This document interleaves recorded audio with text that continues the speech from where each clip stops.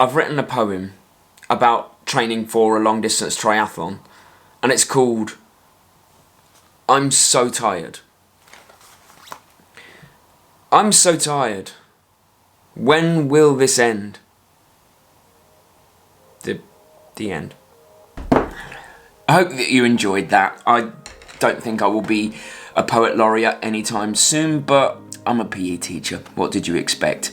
So, on to my race. 18th of July, I have my first long distance triathlon, the triathlon that I have been training for 3 years for, which we'll get into in a minute. And if you want to know how I've been training, if you want to know the ins and outs, I'm going to share the reality of it with you. All of the mistakes that I've made, everything that I've learned over the last 10 years so that you don't have to make the same mistakes. But fear not, there will still be plenty of running content. Mary is still running, I will still be running, we will still be racing, but I am just throwing triathlon into the mix so that you get a little flavour of that as well.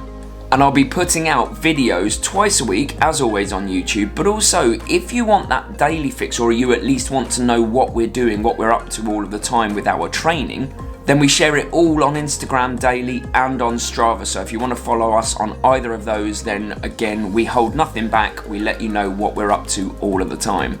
But really, the aim of this is to share with you the reality of endurance training and how you can make it work for you, because you can make it work for you. You just need to be prepared to be tired. But before we talk about now and how I'm preparing in the future for my race, it's probably best that we recap what actually has happened over the last 3 years. 3 years ago, at around the time this Messy Happy was born, by the way, I decided that I would finally take the leap and compete in an Ironman Copenhagen to be precise. So I embarked on a winter of training. I ran my first marathon. I ran my first ultra marathon, I increased my run and my bike mileage substantially, and I competed for GB at the European Championships in my age group in July in Romania. I was flying. And then, 2 weeks later, I wasn't. 3 weeks before Ironman Copenhagen, I was hit by a car whilst out on a training ride, and just like that, collarbone broken, race over. I went to watch Copenhagen, broken but not defeated, and I resolved to race it in 2020. I thought that watching the race happen would be hugely beneficial for the next year. So once again, I dove headfirst into the grind of training as soon as the collarbone allowed. I sacrificed evenings on the sofa for swimming or lay-ins for running. And by the way, this isn't a pity party. I don't want it, I don't need it. Things happen and we move on. Again, I put in some good training this time and some warm winter miles by training in Australia over Christmas. I ran the Seville Marathon in February, and then, just like that, the world shut down. Race over again. And again, I decided that I'll race a long-distance triathlon and deferred Copenhagen to 2021. 3rd year of training for one race? Let's go. But since then, we've got new jobs in Thailand and we start in August, and Copenhagen isn't a possibility anymore. But I've had a really solid winter, completely unspectacular and yet game-changing. I put it in every day. I've run PBs in 5k, 10k, 10 mile, half marathon. I am stronger than ever on the bike, and I found a new race, Ironbourne long distance triathlon in Eastbourne on the 18th of July. 2 more training blocks between me and putting this to bed for good. And that, conveniently, brings us to this day right now, which is important for loads of different reasons. So it is Saturday the 8th of May. You will be watching this, if you watch it when it first comes out, on Sunday the 9th of May. And it's an important day for, I can't remember how many reasons until I start talking to you about it. The first reason is important is this is the very end of my last recovery week of my base phase. The last 6 or 7 months through winter, I have been slogging away, working hard, and I'm going to talk about how I've been doing that in a minute. But this is the last couple of days of the recovery week of the base phase, and I'm moving into my build phase. I think that was actually 2 reasons in one there, I can't remember, but the other reason that it's important today is it's my first open water swim of the season, and bearing in mind I only have 2 months until I have to swim 3.8 kilometres in Eastbourne in the sea, then I've got a lot of hard work to do because we haven't been able to swim for so long. I literally haven't swum properly for well over a year. Oh, and if you're enjoying the gate there in the background, it's because we're sorting the house out and replacing bits and bobs before we move to Thailand, and we had to make that gate last weekend. And what I want to do here is just take a quick moment to talk through how I have structured the training so far and how I intend to structure it moving forwards. And I periodise my training, which won't surprise you to know. It just means that I put it in periods or chunks of training. So all winter long I've done 3 weeks of focused work with 1 week recovery. So a 4-week block and then repeat. And if you want a more in detail video about periodisation, I'll link it up here, because all of the concepts I'll be talking about I have done a more detailed video of in the past, so I won't get into it too much here.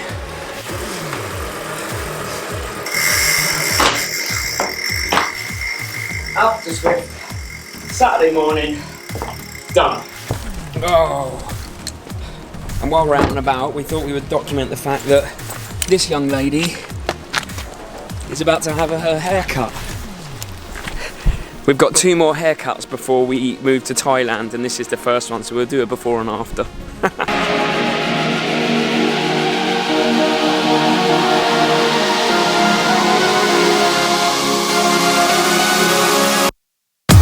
We've dropped her off with the dog groomers. She really doesn't like it, but they're very good, and she's very obedient, so she'll be absolutely fine. And we're driving into town, and I think you know why we're driving into town. But before that, I wanted to touch on the training I've actually been doing since October in the base phases. It's been a steady diet of 3 bikes and 3 runs per week. And let's start with the bike. In the early base phase, I did more turbo sessions and more high intensity interval and tempo work.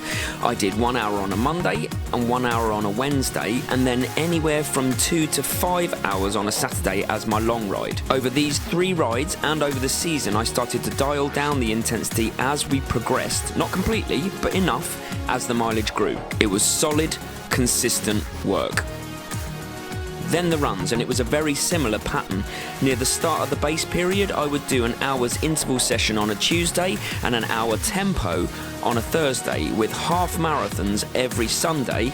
And as the base progressed, again I dialed down the intensity and swapped some of the interval sessions for easy base work, but did keep some tempo in there throughout.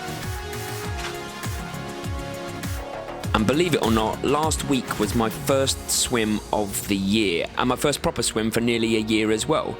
And I'm gonna have to find extra time in my schedule to fit these swims in, because believe it or not, they're still the lowest of my priorities.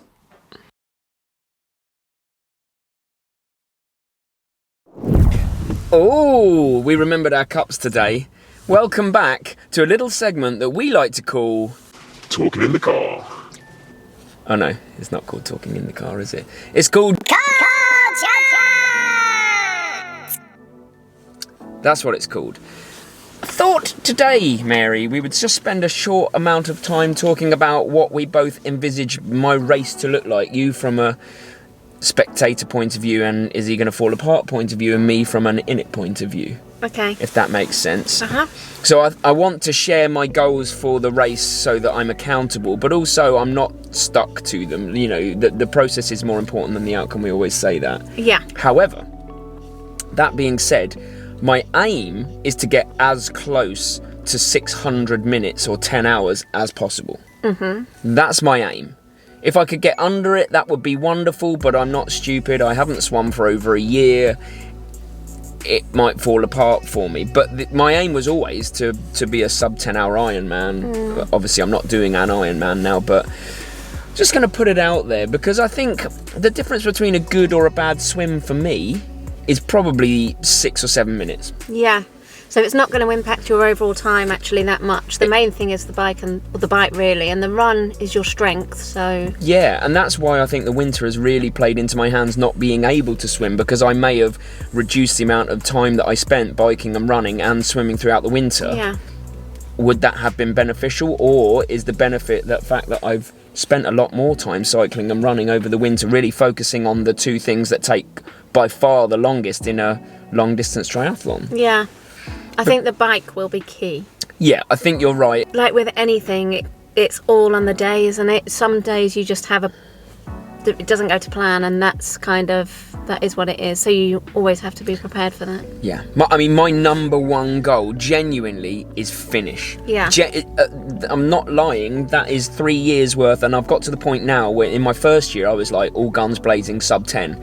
Second year still was kind of sub 10 because I knew the course and I was going to do it in Copenhagen. This year I'm so tired. Like I said to you at the start of the video, I'm just tired all of the time. And right now, I can't see me going through another cycle of this training. I don't want to. I don't want you to. No, I don't think I should. Quite like a nice chilled life, but... Yeah, I want balance back in my life, and long-distance triathlon training does not provide that for me. I know not some while people... you're working full-time. Exactly, that's what it is. If it didn't work... I could fit it in easily if I didn't work. Yeah. No problems at all, but I have a YouTube channel and I work full-time. To finish, honestly, that's my number one goal. Time is irrelevant. It will be nice, but it's irrelevant. Yeah. Let's see what happens, basically. But there's one thing that we haven't really spoken about just yet, and that is my lack of swimming. I guess we had better address the elephant in the room, and that is there. The lake. The elephant in the lake might be me in a minute. So, swimming. You know what, let's get out there first.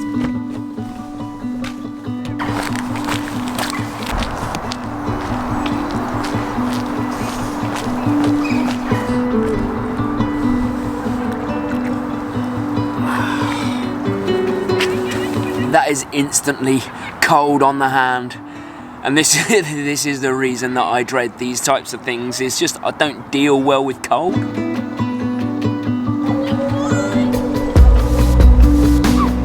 I also am the master of procrastination when it comes to swimming.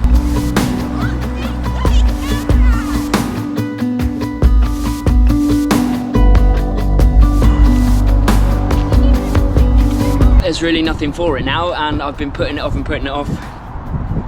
It's time to go. I'm going to last 10 minutes, by the way, but what I am going to do once I've swum is I'm going to talk about how my training has shifted. Now I'm into my build phase to include swimming and to include brick sessions, which unfortunately are another staple of triathlon.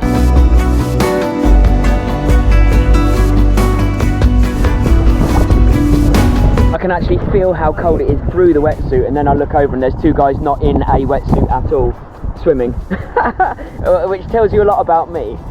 I tell you, the worst bit about going into a lake is not the walking in, it's when the water goes down your back, which is about to happen now, so I'll share it with you in real time. Are we ready? Oh my good God. Breathe and relax. Breathe and relax. It is super cold. Alright, let's talk swim. First of all, that was frickin' freezing. Like, I could not feel my face. I still can't really feel my face. I don't know if the muscles are working properly.